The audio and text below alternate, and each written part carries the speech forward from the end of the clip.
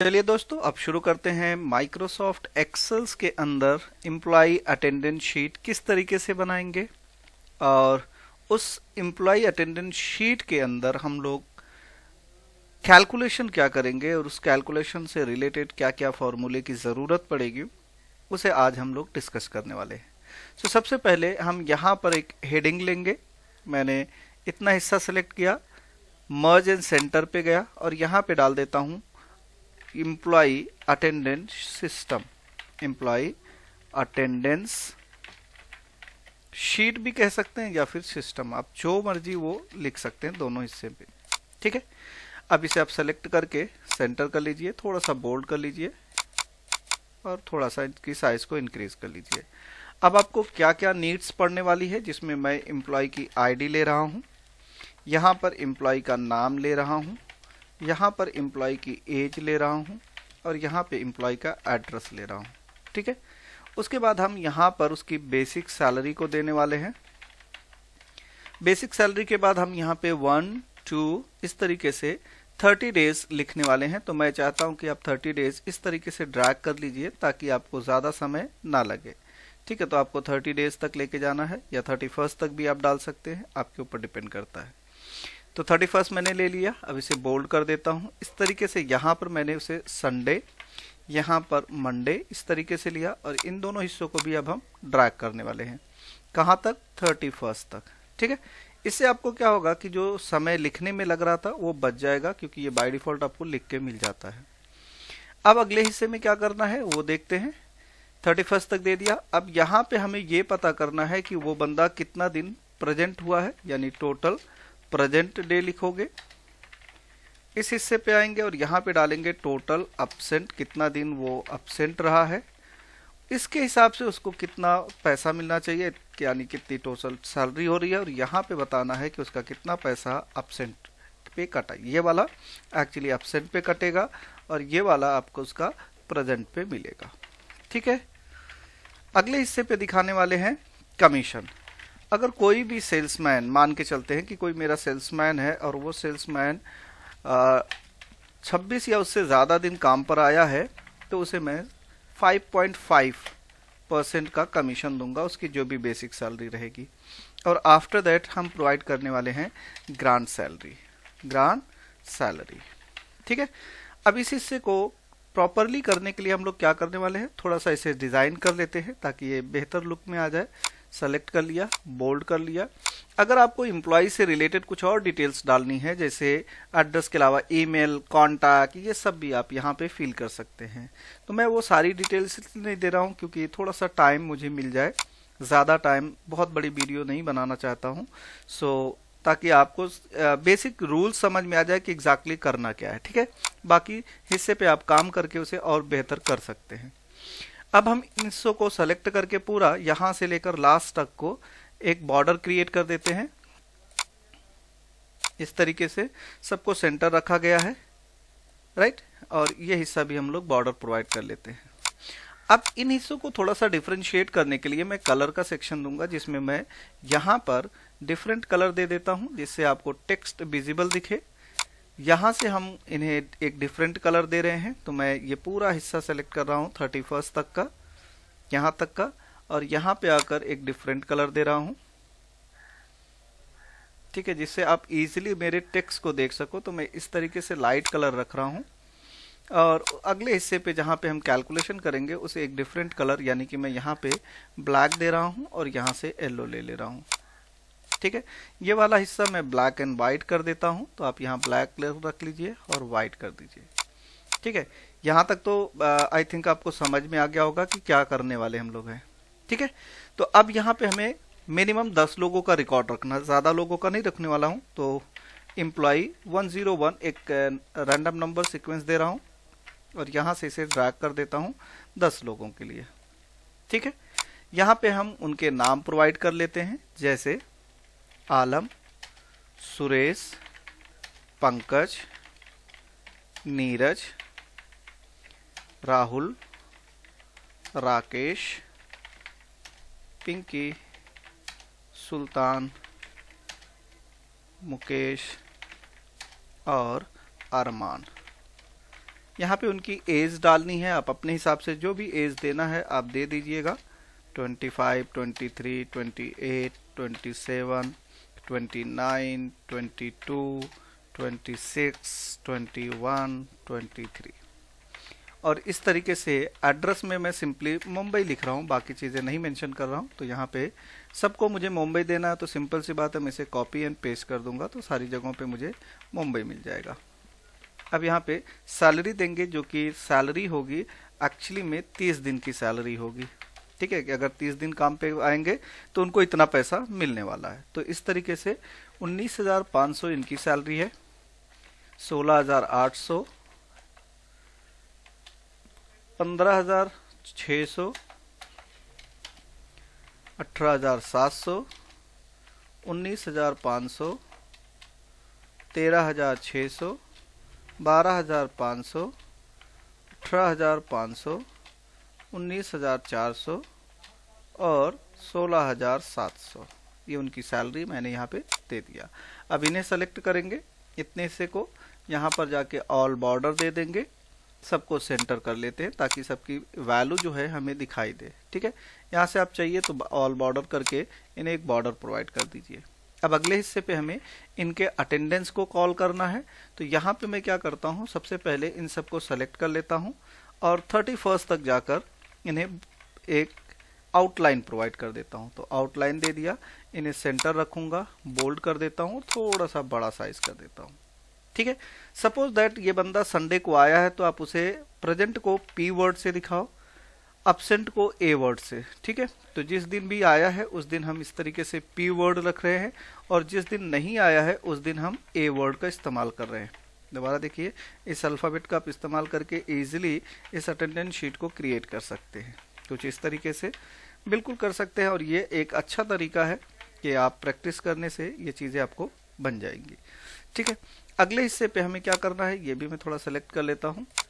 ऐसे ही दूसरे बंदे के लिए आप ले लीजिए, A P P P P and then A, फिर पी एंड ए पी। इस तरीके से आप अपने हिसाब से रैंडमली वैल्यू फीड करके एक अटेंडेंस सिस्टम पूरी तरीके से तैयार कर लीजिए। फिर आएंगे हम कैलकुलेशन वाले पार्ट पे। ठीक है, तो यहाँ पर आप देखिए ये जो वैल्यू है वो छोटी दिख रही है, तो फॉर्मेट पॉइंटर पे जाइए और बाकी पे भी सेम साइज आप ऐड कर लीजिए। ठीक है, इसी तरीके से नेक्स्ट बंदे का ले लीजिए, इसमें आप ए पी इस तरीके से मैं फिलअप कर दे रहा हूँ। आप आराम से इसे करिएगा ताकि आप इजीली हैंडल कर सके सारी चीज़ें। ठीक है, चलिए देखते हैं कि अगले हिस्से पे हमें क्या करना है। तो मैंने मिनिमम 3 लोगों की डेटा इसमें फीड कर दिया है। आगे के हिस्से के लिए आप लोग ड्रैग एंड ड्रॉप भी कर सकते हैं या फिर इसी को आप मैनुअली भी फिल कर सकते हैं। ठीक है, अब यहाँ पर आपको कुछ चीज़ें ध्यान में रखनी है कि किस तरीके से हम इसे कैलकुलेट करने वाले हैं। ठीक है, तो चलिए देखते हैं। सबसे पहले सेल पे ध्यान रखिए कि बेसिक सैलरी जो है ई नंबर है 6 पे, जहां पे आपकी बेसिक सैलरी को होल्ड कर रहा है। सबसे पहले आपको पता क्या करना है, वो पता करना है कि वो कितना दिन प्रेजेंट हुआ है, राइट, कितना दिन प्रेजेंट रहा है। तो यहाँ पे आपको नंबर ऑफ डेज काउंट करना है। तो आपको याद रखना है फॉर्मूले का। तो यहाँ पे लिखेंगे equal to count A, count, देखिए काउंट इफ्स का इस्तेमाल कर रहा हूँ, count if, count the number of cell within a range that meet the given condition. So I am going to use count if. सबसे पहले इसने रेंज की बात की तो हम रेंज उठाएंगे 1 तारीख से लेकर 31 तारीख। तो 1 तारीख पे आप देखिए मेरे कॉलम का नाम F और जो रो नंबर है वो है 6। तो मैं यहाँ पे सिंपली लिख दूंगा F6। फिर आप यहाँ पे कॉलन रखिए, यानी ये वाला हिस्सा। उसके बाद आप 31 पे जाइए, 31 पे लिखा है AJ और नंबर तो वही रहेगा AJ6। तो ये जो हिस्सा हुआ 1 तारीख से लेकर 31 तारीख के बीच का, ये एक्चुअली आपका हो गया रेंज। इसी रेंज के अंदर आपको ये पता करना है कि कितना दिन वो प्रेजेंट रहा, यानी यहां से लेकर यहां तक में कितनी बार पी वर्ड आया है। तो आप यहाँ पे डबल इन्वर्टेड कॉमा लीजिए, लेस देन का सिंबल दीजिए और पी वर्ड को यहाँ पे टाइप करके double inverted comma and then bracket close करके एंटर कर दीजिए।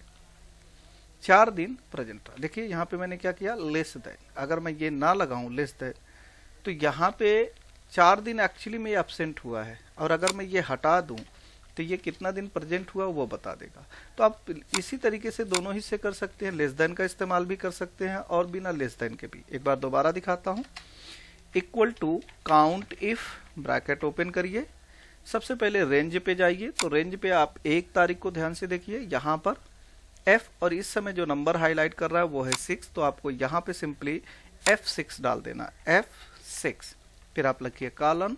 अब आ जाइए आप 31 पर, तो 31 आपका यहाँ पे है जो कि AJ पे दिखा रहा, तो आप यहाँ पे लिखिए AJ6। आपकी रेंज सेलेक्टेड हो गई होगी। फिर आप लगाइए कॉमा। अब इस पूरे के अंदर आपको क्या देखना, मुझे देखना है कि कितनी बार एक्चुअली में P वर्ड आया है। तो डबल इन्वर्टेड कॉमा के अंदर मैंने P वर्ड लिख दिया, एंटर करूंगा तो 27 डेज ऐसे हैं जिस दिन वो आया हुआ है। दोबारा चेक करिए, equal to count if, bracket open, F6 था तो इस बार नंबर एक चेंज हो जाएगा यानी F7। तो आप यहां पे आइए, F7 colon AJ7 comma P word, enter करिए। 25 डेज आया हुआ है। इसी तरीके से नेक्स्ट वाले को भी मैं कर देता हूं, count if F8 colon AJ8 comma P word को ढूंढ लेते हैं। तो यहाँ पे 25 आया, यानी 25, 25 एंड 27 डेज। अब आपको पता करना है एब्सेंट डेज को। तो यहाँ पे फिर से सेम फॉर्मूला लिखिए, काउंट इफ, ब्रैकेट ओपन करिए, F7 कॉलन या F6 colon AJ6 comma double inverted comma A word को हम यहाँ पे सर्च कर रहे हैं। तो 4 बार A वर्ड आया है, equal to count if F7 colon A7 AJ7 comma A word. इसी तरीके से नेक्स्ट पे आते हैं, equal to count if, bracket open करेंगे, F8 colon AJ8 comma double inverted comma A word को सर्च कर रहे हैं। तो यहाँ पे A वर्ड आ जाएगा। अब यहाँ पे देखिए F8 7 से लिया मैंने, यहाँ पे हमें चाहिए था एक्चुअली में 8, इसकी वजह से वहां पे रॉन्ग दिखा रहा था। ठीक है, अब सिंपल सी बात है कि 31 दिन टोटल हमारे पास था, जिसमें ये 27 दिन आया है, ये 25 दिन आया और ये 25 दिन। यहाँ पे कितना दिन नहीं आया, 4 दिन, 6 दिन और 6 दिन। तो अब इनकी सैलरी कितनी मिलेगी, 27 दिन की सैलरी कितनी हो गई, 25 दिन की सैलरी कितनी होगी, 25 दिन की सैलरी यहाँ पे बतानी है। इसके अलावा 4 दिन जो वो नहीं आया है उसको कितना पैसा यहाँ पे कटा, 6 दिन का पैसा कितना कटा और 6 दिन का। अब ये सब सेम नहीं आएगा क्योंकि सबकी सैलरी डिफरेंट है, ठीक है ना। तो यहाँ पे आते हैं और सबसे पहले बेसिक सैलरी वाले को देख लेते हैं। यहाँ पे देखिए बेसिक सैलरी मैंने दिया हुआ है, तो यहाँ पे है ई, नंबर आएगा 6। तो जब कैलकुलेट करेंगे तो क्या करेंगे, इक्वल टू E6 यानी बेसिक सैलरी, कौन सा हिस्सा, ये वाला, basic salary into total present divide 30। अब यहाँ पे 31 डाल दो। अब हिस्सा देखो क्या किया मैंने, सबसे पहले जो 30 दिन या 31 दिन, महीने का मैंने एवरेज 30 दिन माना हुआ है, तो 30 दिन की सैलरी है, उसे जितना दिन वो प्रेजेंट हुआ है उससे मल्टीप्लाई किया और डिवाइड कर दिया, on an average month days थे 30 से। तो अभी से 17,550 रुपया मिलेगा। दोबारा देखिए, equal to basic salary into present days divide by 30। एक बार और देख लीजिए, equal to basic salary into total present divide by 30। Simple.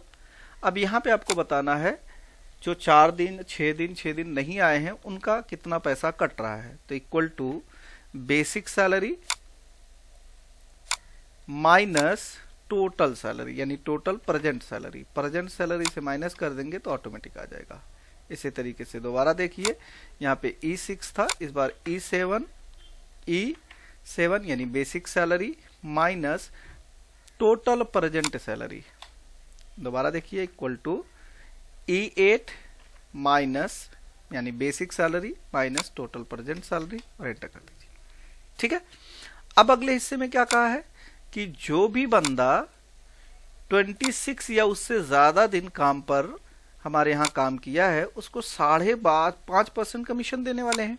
तो इक्वल टू लगाते हैं और चेक करते हैं कि अगर total present day more than 26, then जो भी उसकी अभी बेसिक सैलरी रहेगी ये, या फिर जो भी उसका प्रेजेंट सैलरी आ रही है उस पे, तो हम दोनों हिस्से ले सकते हैं। तो मैं अभी फिलहाल के लिए उसकी बेसिक सैलरी तो नहीं ले सकता क्योंकि कट पिट के तो ये पैसा आया है। तो जो भी टोटल प्रेजेंट सैलरी है उसका 5.5% कमीशन, और अगर 7 डेज से कम है तो वहां पे नो लिख के आ जाना चाहिए। एंटर करते हैं तो आप देखेंगे क्योंकि ये 27 दिन काम पर आया है, जो हमारी क्राइटेरिया है 26 डेज उसको ये फुलफिल करता है, तो इसको 965 रुपया 25 पैसा कमीशन मिलेगा। दूसरे हिस्से पे आते हैं, इक्वल टू इफ जो भी हमारा टोटल प्रेजेंट डे है greater than or equal to 26, then जो भी उसकी टोटल प्रेजेंट सैलरी आ रही है इनटू 5.5%, अदरवाइज नो कमीशन।